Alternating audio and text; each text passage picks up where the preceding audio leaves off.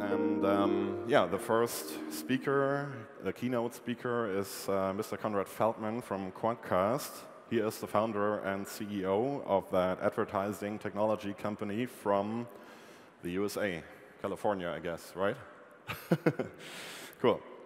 They just opened operations in Germany, unfortunately not in Hamburg, not in the most beautiful city of the world, but in Munich, which is, for Germans, not that easy to take. But maybe you're going to move to Hamburg, right? And yeah, Konrad is going to show us some very interesting insights and stories about audience measurement, real-time advertising, and mainly he's talking about, and that's the title of his keynote, Attribution, Credit Where Credit is Due. Please, everyone, welcome Mr. Konrad Feldman, CEO of Quantcast. Have fun. Thank you. Thank you. Well, it's a pleasure and honor to be here today. We've just opened our first office in Germany and looking forward to doing more business here. So today I'm going to be talking about attribution. Simultaneously, it's one of the greatest challenges of advertising and also one of the greatest opportunities. Just a very brief introduction to Quantcast, in case you haven't heard of us. And if you have heard of us, you've probably heard of us because of Quantcast Measure, our free audience measurement solution, which provides insights on the audience that visits publishers' websites, the audience that converts for marketers. Our commercial product, Quantcast Advertise, is a real-time advertising solution that uses the power of big data to deliver the best-performing real-time advertising. So let's start by looking at the market. You know, we all work in a really exciting market, and the change that's taking place is more profound than many people realize. So the global advertising market is a little over 380 billion euros a year. It's an enormous market. It's growing. It's tied to GDP. I've seen estimates that it'll grow about 6% this year, which, when you've got a big number like 380 billion, is a lot of growth. But behind that is the digital advertising market. It's estimated to be close to 90 billion euros this year, and of course, it's growing faster than the total ad market. Just as digital advertising is eating traditional advertising, so programmatic and real-time advertising is eating digital. You know, increasingly, most of the advertising that we have in the world, and there will come a day where the majority of advertising in the world is programmatic and real-time. It's estimated to reach 12 billion euros this year, up from something like 8 last year. So the growth rate is much, much steeper. This change is profound, maybe even more profound than the shifts in consumer habits, media habits, to things like mobile. And the reason for that is manifold. First of all, there's a real shift in terms of the types of technology that are required to operate in the programmatic space. It's no coincidence that the world's most successful advertising company also operates the world's largest computer infrastructure. But more importantly for this audience, and certainly more immediate, is that programmatic doesn't conform to many of the same buying habits and standards that we're used to. The way in which media is negotiated and bought has to change. When you start to buy individual impressions, getting a lower price doesn't necessarily mean you get a higher ROI. Then there are, of course, hot topics such as viewability and fraud. And perhaps one of the really interesting ones, and ones that I think is heightened by the growth of real-time advertising, is that of attribution. So at the very heart of real-time advertising is data. Everything we do in the online world creates data. Digital media itself is data. And the amazing thing is we're now able to collect all of this data, store this data, and to be able to process it. You know, this is information that we didn't have before. Historically, the data collection itself required really significant effort. Now the data is just generated automatically by the media consumption of all of us. Certainly, collecting the data requires new technology, and there's a lot of great innovation taking place in the industry, and we can do some amazing things with this data. I'm sure many of you are seeing, and many of the questions you're all asking is, now that I've collected this data, what can I do with it? And we're beginning to see phenomenal insights into the habits of consumers and the trends.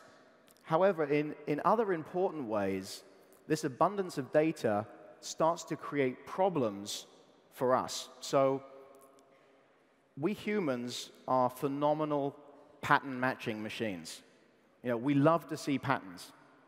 And when you have lots and lots of data, you're more likely to find patterns. Those may be spurious patterns, but we want to find them.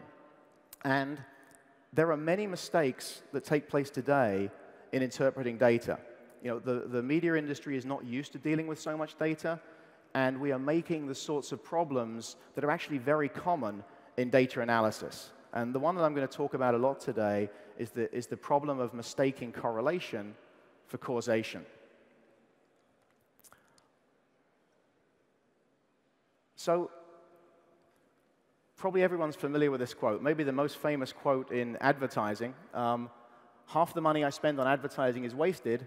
The trouble is, I don't know which half. And that's attributed to both John Wanamaker and William Lever. Well, digital is way more measurable than advertising in John Wanamaker's day. But I would suggest that maybe half of the money that is currently spent in real-time advertising, in real-time bidding in particular, is wasted. But this time the wastage is different. We're actually looking at the results and we believe we've got value, but we're misinterpreting those results, and because where we see those patterns, we then allocate budget, a lot of budget is being misallocated and can actually be used far more effectively to drive incremental business for advertisers.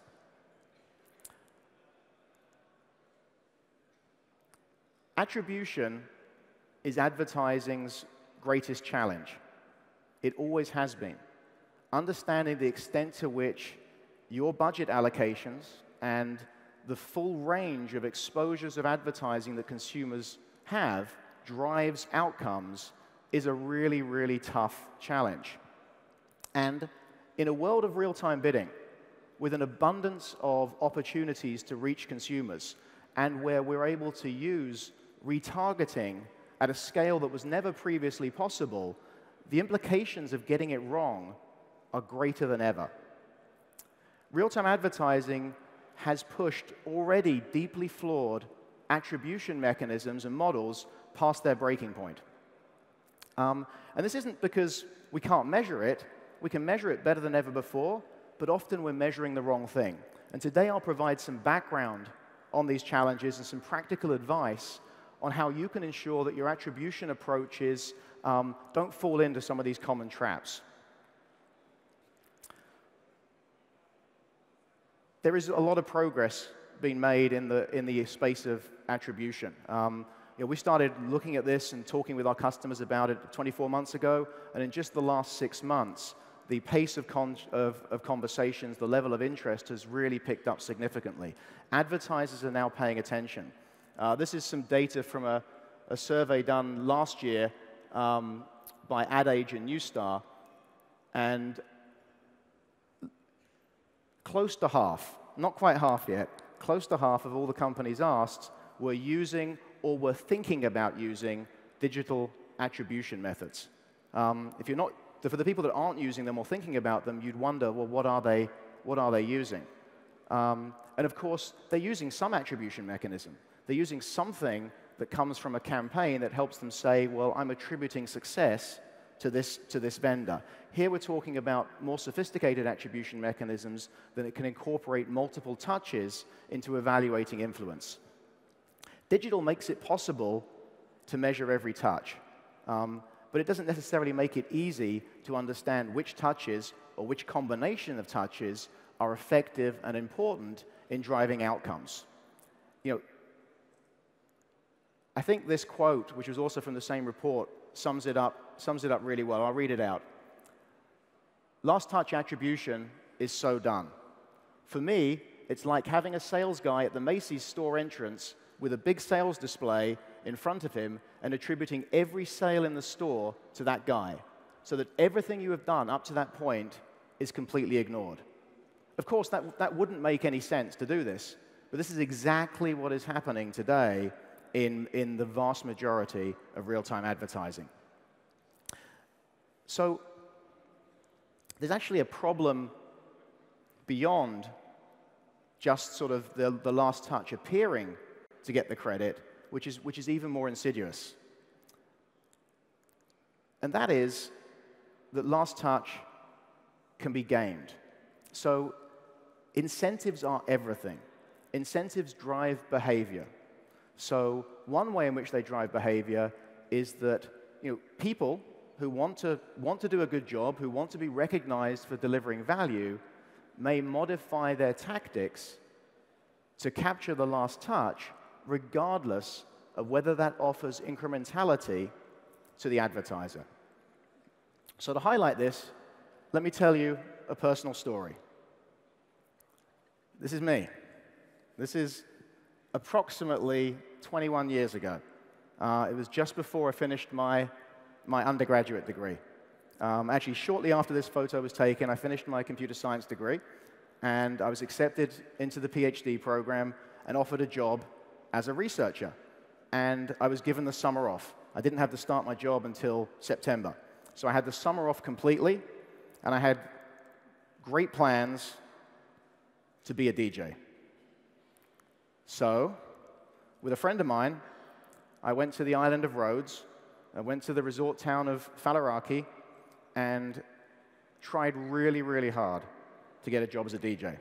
The problem was I was not a very good DJ, and the club owners worked that out pretty quickly. There was one club at the very end of town owned by a gentleman called Stratos, and he said I could work 1 day a week on Sundays because it wasn't very busy then. That was not enough money to survive. So I had to get another job. And Stratos had an idea, which was that if I could get people to come into his club, which was hard to do because the club was at the edge of town, he would pay me. And for every person I brought in, he would pay me. So this is how it worked. This is a diagram of my life that summer. This is me over here with the blue tickets.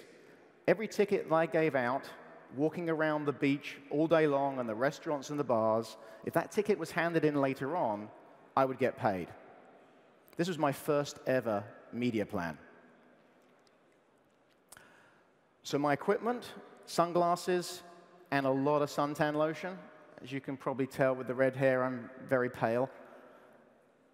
Every day, from late morning, I would have to walk up and down the beach, walk into the restaurants at lunch. In the evening, I'd have to go into the bars and to the restaurants and try and persuade people that that evening they should go to Stratos' club. And the way it worked, when people finally got to the club, hopefully they would have tickets, hopefully my ticket, but my colleagues also were giving out tickets. And for each of the tickets that came through, I would get paid. I would hand out a lot of these flyers. I did not get very many conversions. This was exhausting. It was really hard work. It was no way to spend the summer. Surely, there was some way I could get customers in there and get credit without doing all the hard work.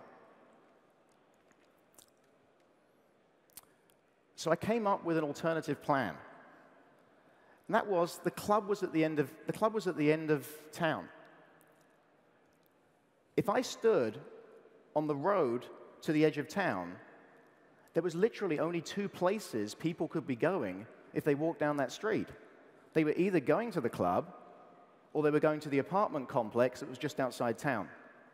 So I stood there and gave people my tickets.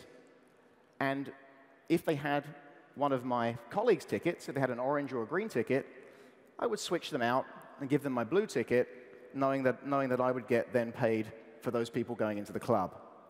And this worked really well.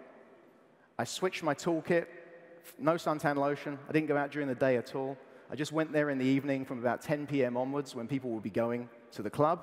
I waited around there, could go into the club after a couple of hours of work, have a drink, tons of energy, tons of conversions. It worked really well for a while. And the problem was, I was getting all the credit. These guys here, orange and green, doing all the hard work out on the beach every day, all day long, weren't getting paid for doing that work. They were going out and finding all of these new customers, but I was getting credit for the conversions. And sure enough, some of them stopped doing it. They decided to get another job. And of course, as they stopped, there were fewer people for me to then replace their existing ticket with my own ticket when they got close to the club. And eventually, there was no one that wanted to do it because they couldn't get paid for going out and doing the hard work of finding the new audiences. And then, of course, I couldn't get paid either because there really weren't very many people coming down the road. Stratos eventually worked this out. And let's just say I was not on his next media plan. Stratos ran a lot of things in Falaraki, not just the clubs. And he ran me and my friend out of town. We had to leave quite quickly, actually very quickly. And this is the escape. This was the morning after Stratos discovered our approach, and we had to persuade a boat to take us to Turkey. So what are the lessons from this? Does anyone see any analogies here in terms of the media plan for a nightclub and the media plans that are used today in real-time advertising? This is exactly what's occurring every single day in real-time advertising. And what's happening is, and as we explore the relevance to real-time advertising and real-time bidding, people are bending the rules. So there's a number of things that have come together that create some of these games being played. First off, there are the phenomenal real-time exchanges. And I've listed a number of them here. The market dynamics have changed. Real-time bidding is a phenomenal innovation, not just from a technical perspective. And what all of these companies do is a technical marvel in terms of the scale of transactions that have been handled in real time on a continuous basis. But the other reason real-time bidding is so powerful is it aligns the interests of our ecosystem. It is simultaneously good for publishers, for advertisers, and for consumers. And that's a really good thing.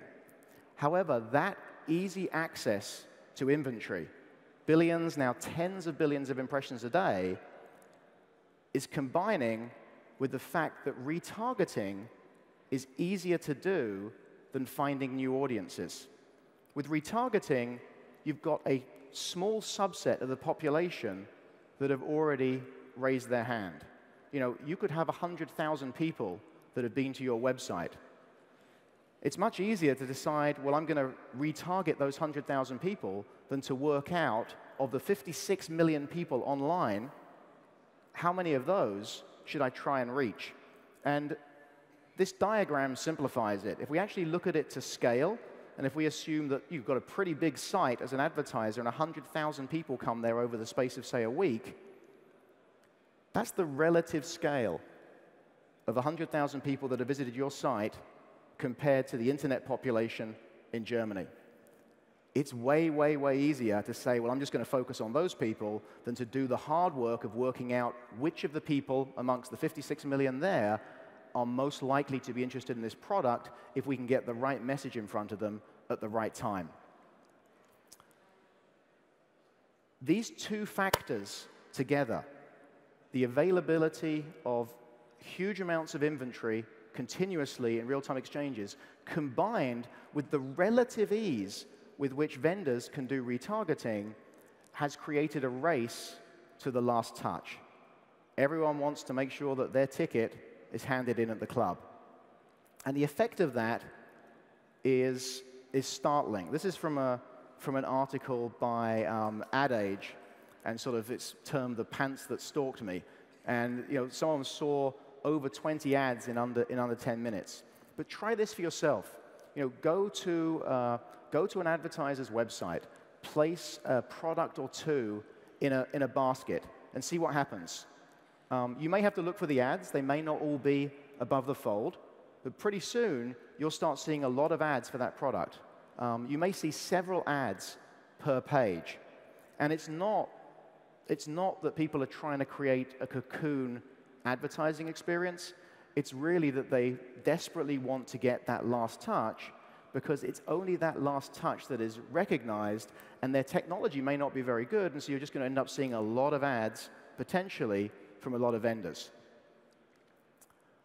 You don't need good technology to do dumb retargeting. And make no mistake, most of the retargeting that's done today is dumb. But that is not to say at all that retargeting is not a really important tactic in terms of how you drive customers originally from awareness all the way through to conversion. But smart retargeting is a lot harder than dumb retargeting. And going out and finding new audiences, which is how you actually generate incrementality, is a lot harder again. The problem we've got today is that the signal is drowned out by the noise. We've got all of these different touch points that are taking place, and by default, our ad servers are just pointing out to us the last touch before the conversion. So if we're not just going to base our decisions on the last touch, what else is it we might measure? Well, a good starting point is to take a look at the actual funnel dynamics. Take a look at the customer's journey and the touch points that lead ultimately to conversions. So digital makes it possible to measure every touch. And we live in a sort of an inherently multi-touch world. Attribution is about making the connection from all of those touches to return on investment. It's the search for causation. So what we have here is typical activity. A consumer is on the web. They've been exposed to advertising. This advertising is new audience targeting. The person hasn't yet been to the site. It's what we refer to in the US as prospecting. At some point, if that advertising is effective, the consumer will hopefully visit the site. They may visit the site directly. They may visit the site via search. And then subsequent to that, and in the time up till they hopefully convert, and often long after they convert, there's the opportunity for retargeted advertisements and multiple touch points there. The challenge is that last point attribution is limiting. Typically, the way the vast majority of plans are looked at is based on the last touch. The yellow touch here, just before the conversion. And what that means is all of this other activity here, all of that upper funnel activity, prior to the person ever coming to the site in the first place, all of the effort that was put into introducing a product or a service to them, creating favorability and consideration, isn't recognized in that measure. And potentially multiple partners end up fighting to try and get the last touch. And actually, one of the things you may have noticed is as the ad servers have started to support more than just one touch, maybe 10 touches, you've just seen an increase in the volume of retargeting because people are trying to make sure they get as many of the last 10 touches rather than just the last touch. So how limiting is the last touch in terms of understanding contribution to a campaign? Well, it turns out it really depends. One of the things that you should understand, every advertiser should understand this, is what is your first visit conversion rate? What fraction of the people that ultimately convert on your site do so the first time they visit that site? If that is high, then actually last touch attribution is going to be generally well aligned with true influence. But if it is low, there's the opportunity for retargeting to overwhelm the signal. And make no mistakes, the vast, vast majority of products, the vast majority of conversions don't occur the first time someone visits a site. Often it takes several days. And in that case, a lot of the new audience work that's done here that drives people to the site will never be recognized. It's just the same as my colleagues who are on the beach handing out tickets, but would never get credit for it because I was switching them out before they got into the club.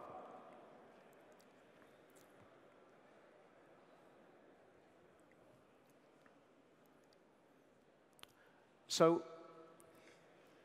this is a funnel, OK? Nothing reaches the bottom of the funnel unless it comes in at the top and works its way through. There has to be influence further up the funnel. And to truly measure sort of the path to conversion and the contribution, it's really important to recognize the significance of the site visit. No retargeting takes place until someone has visited the site. And if you've got a low first visit conversion rate, you're going to require retargeting, potentially, to get someone to come back. But if you assign all the credit to them, you're not going to get people to come to the site in the first place. And so in this case, the site visit represents a really strong signal of intent, where new audience targeting ends and retargeting begins. And it provides a good separation of these two tactics. I mentioned earlier that incentives are everything. And to give you some sort of a feel for how we looked at this space, it's not just people that respond to flawed attribution approaches. It turns out computers do too. Computers are incredibly powerful optimizers, much more powerful than people. They can interpret enormous amounts of data, try a huge combination of tactics on an almost real-time basis. So if you point a computer at a goal, it can often do really well in hitting that goal. Be careful what you wish for. So this was a real problem for us at Quantcast. We use automated computer systems to run campaigns. There are thousands of campaigns that are running right now. And what we found was that if we asked the computer system to optimize a campaign to the last touch, it would actually end up allocating too much of the budget into retargeting, and whilst it would actually win lots of last touches, the total number of new customers went down over time. And so this forced us to start looking for attribution mechanisms that would recognize the value of new audience targeting and were also simple enough to be applied broadly to any type of online advertising campaign. And really, what we decided to do, and what I would suggest needs to be done, is to change the rules and align the incentives with what we're interested in. So I've used the linesman and the offside flag here. A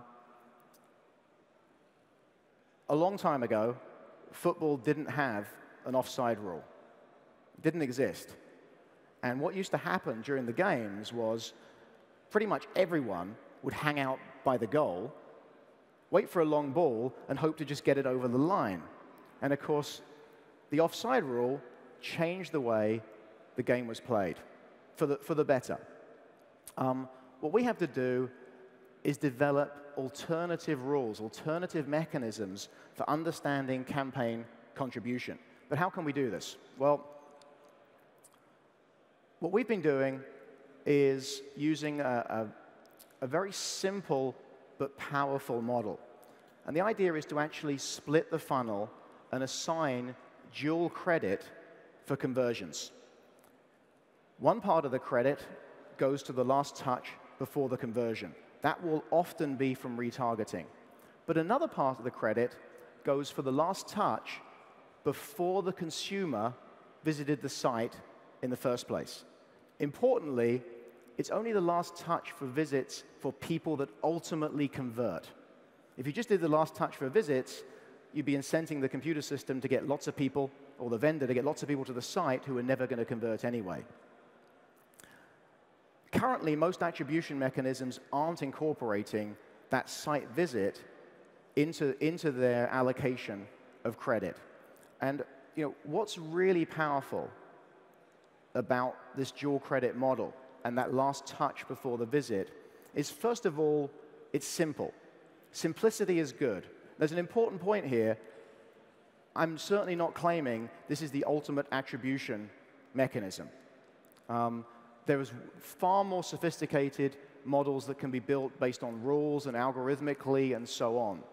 But the key thing here is it's really simple. And we really shouldn't let perfect be the enemy of good. Clearly, getting that last touch before the visit is some measure of influence. But what's really powerful about it? It cannot be gamed. It cannot be gamed. The last touch before the conversion through retargeting can be gamed. You can just put enormous impression load, sort of spray and pray tactics against retargeting.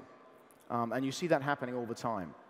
The last touch before the visit for people that ultimately convert cannot be gamed. The only way a vendor can do well, the only way a vendor can actually get credit this way across the campaign is to A, be good at systematically identifying the subset of the total population that would be likely to buy the product if they knew about it and if they had a need for it. That's hard, right? But you have to be able to do that. And secondly, you've actually got to be able to reach and influence the people to do it. But there's no simple rule where you say, now let's just go and target someone, and you're going to score well for this. And that's what makes it so powerful.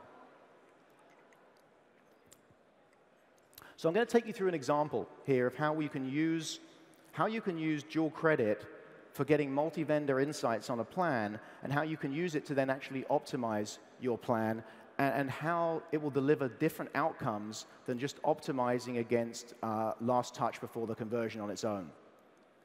So this is an example, and it's an amalgam of what we've seen working on many, many campaigns. This is a simple example with just 4 partners on the advertising plan, 3 of which are new audience partners doing some retargeting, and 1 is a retargeting-only partner.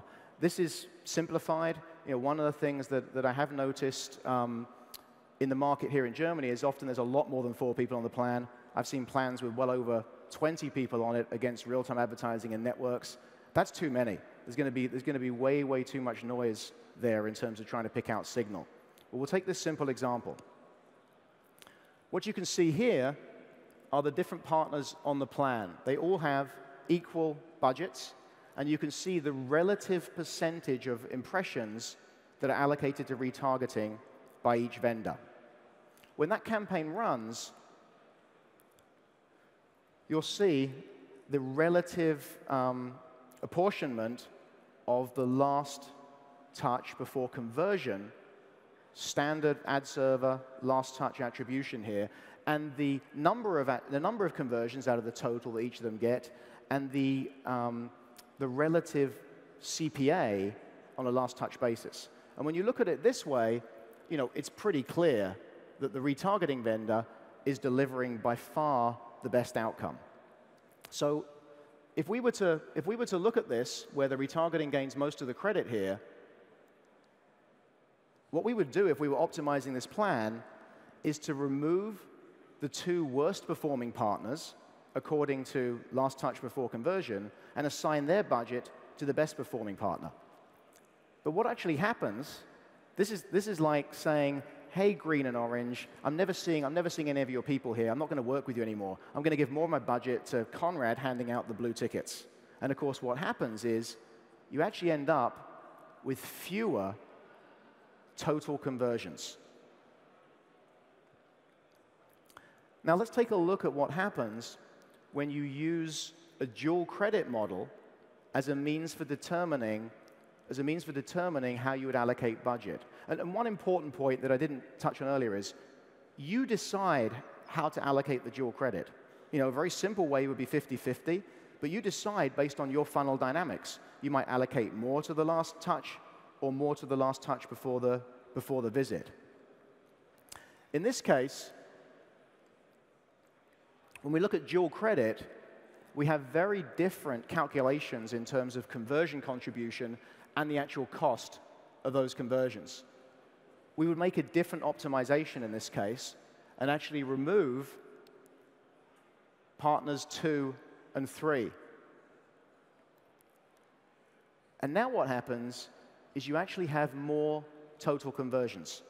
So by making decisions based on the last touch before the conversion, we're actually ignoring the incrementality, the contribution that occurs earlier in the funnel from other partners on the plan. And this is a mistake. Not doing this is a mistake that's made every day. And that's why I say how so much budget is currently being wasted. This is not a theory. We deliver these reports as part of Quantcast Advertise today for our customers. And there's actually a lot of information that you can get about your funnel dynamics. These are things that you should be thinking of. If you have the means to analyze the data, they're actually not very hard to calculate. And if you incorporate dual credit into your assessment of value and into the way you make decisions about who your partners are. There's an important point here. I'm not suggesting that when you're running the campaign and when you're looking at your reports on a daily basis, how many conversions did we have? You don't have to change what you're looking at every day coming out of your standard reports, but rather use this when you're assessing your media plans over a period of time to think about optimizations, to think about which vendors are actually providing incrementality. Who is delivering net new customers, not just trying to capture credit for customers that may have converted anyway. So some of the comparative metrics you can start to look at as you think about your funnel is, first of all, what is the relative load of new audience versus retargeting impressions? And you can actually calculate this pretty accurately by analyzing the impressions and whether someone had been to the site previously or not. And here's a real example, 4 people on a plan. And you can see here you've got 1 new audience partner only, partner 2. You've got 1 retargeting only partner, and you've got 2 partners that are doing complete targeting, a mixture of both new audience and retargeting. The next thing we can do is to actually understand, well, how much new audience is any vendor able to reach? How many people is each vendor on the plan reaching who haven't previously been to my site? Each one of those is an opportunity to reach and influence a new consumer. But of course, you've got to know you're influencing consumers in a way that actually drives some downstream action. So the next thing to take a look at is the new audience visit rate. And when you look at this across a plan, you can see the extent to which your vendors are actually influencing consumers and getting them there. So the new audience visit rate is that last touch before a visit. And you can actually look at last touch before a branded search as well and do it that way. But of course, that alone is not enough, because you might get people to the site, but they might be the wrong people. So a key measure is the new audience conversion rate. And this is really measuring how effective is a partner at identifying the right type of people and getting them to the site. And the reason they're the right type of people is not just because they come to the site, but because they ultimately convert. And if we look at this here for this particular plan, of course, we see there are no new audience conversion rates for the retargeting partner. And we have some pretty significant differences. This is against a scale of 0 at the bottom. So there is a very significant range of performance difference there on the plan from other vendors. Also, you've got to think about the outcomes that you're measuring and the cost of conversions. So consider last touch relative to a dual credit cost per outcome. And here you can actually see, the last touch CPAs for this campaign. Actually, what's kind of interesting from this one is that the retargeting only vendor actually isn't delivering better performance than the other vendors that are doing new audience and retargeting. But we already know that doing retargeting well is hard, and there's a lot of dumb retargeting out there. But if you look at this here, the new audience-only partner, their contribution looks terrible. If we introduce a dual credit model, we get a different picture. We get a different appreciation for the relative contribution of those different vendors. When you're doing this, I'd encourage you to experiment. 50-50 is a good starting point, and frankly, more importantly than getting the absolute right precision in the split is just moving a decent portion of the contribution away from a metric that can be gamed. When you do that, you reduce or remove the incentive for game playing.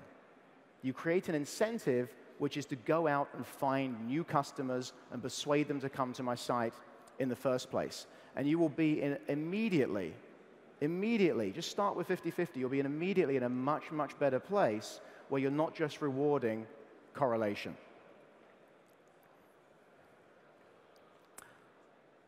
So I'd like to summarize. These are some of the key takeaways that I think are important to keep in mind as you think about your budget allocations. First of all, a simple one, but lots of people don't do it, understand your funnel dynamics. Understand what a typical consumer journey looks like. Do they convert the first time they come to a site? How long does it take them to convert? How many ad impressions do people typically need to be exposed to before they visit a site? Over what period of time does it take from when someone visits the site until they convert? If you don't have that set up properly, your incentives in terms of your look-back windows may not be aligned with the best interests of your business. Don't mistake correlation for causation. It is a really, really common problem. Just because a particular line item on a plan has a really low last touch CPA doesn't mean it is making a significant contribution to your plan. Understand activity pre and post visit. One of the most powerful things you can do in terms of finding incrementality is to split those phases. And lastly, recognize that the incentives that you create, the way you measure your partners, will directly drive behavior. Incentives are very, very powerful. You need to encourage incrementality, not reward games. And I think that if Stratos had done that 20 years ago, I would probably have got very, very sunburned and maybe wouldn't have had to have left Rhodes so soon. So thank you for your time this morning. Do we have time for questions? We do. Thank you.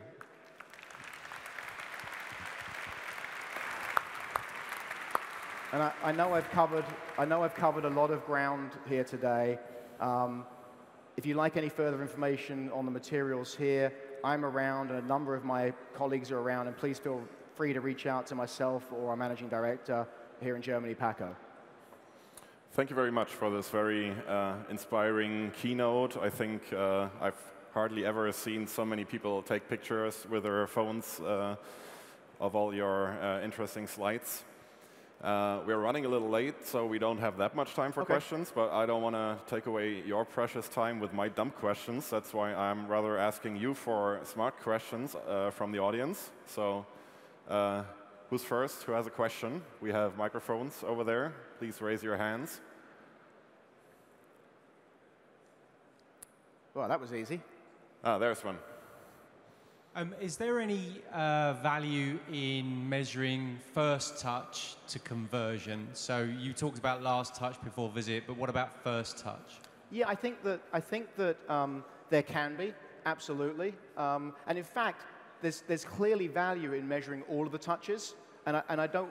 This is not intended to replace more sophisticated attribution mechanisms. There's lots of vendors developing attribution solutions. This is really just sort of highlighting a simple way of getting away from incenting game behavior. We have seen that. We've actually seen people use 3 touch points the first touch, and of course, it's not just the first touch of any consumer, it's the first touch for people that ultimately convert, the last touch before the visit, or the last touch before a branded search, and then the last touch before the conversion. And of course, that's not perfect. There's lots of other touches that are probably important, but that's going to end up, in general, being aligned with what is actually driving influence, rather than something that can be aligned with game playing. Thank you. There's one more question over there.